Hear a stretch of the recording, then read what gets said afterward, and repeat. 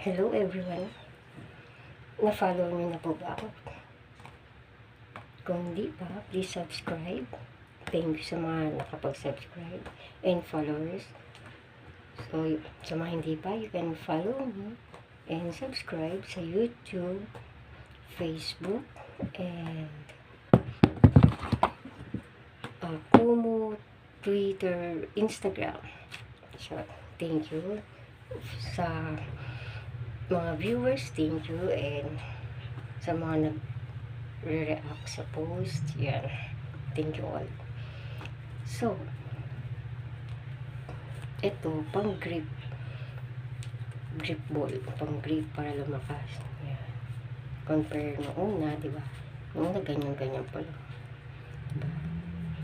Pero kung pandalas nyo pinapractice, yan. So, advice ako sa mga may stroke, yung kung hindi maigalaw yan, ma-stiff yung fingers, hands, sa pa pwede rin, pero aapakan mo yan, tapos i-roll para bumalik din yung grip sa paa, lalo paa siya yung pambalanse ng bigat ng katawan ng tao. So sa kamay naman, para yung kung hindi nyo maigalaw, so try nyo. Yan. So, yung kaya nyo lang na pipigain nyo yung bola hanggang kaya nyo. Kasi, tibaling mahina. Yan. Noong una, ganun lang ako mahina yung grip. Hanggang kaya nyo lakasan kung mapipiga nyo. Yan. Mas madiin na piga. Ibig sabihin, kung may epekto yung practice nyo sa pagpiga ng bola o grip, piga, grip, lalakas pa. So,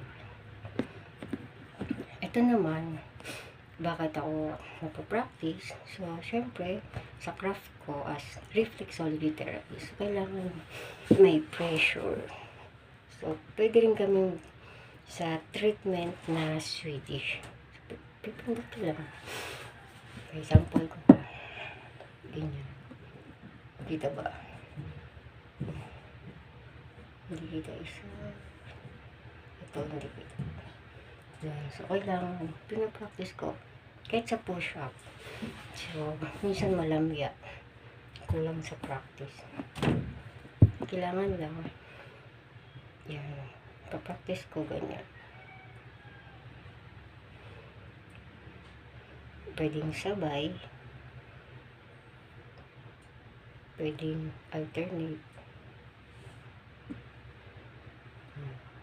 So, per second yun sa likuran.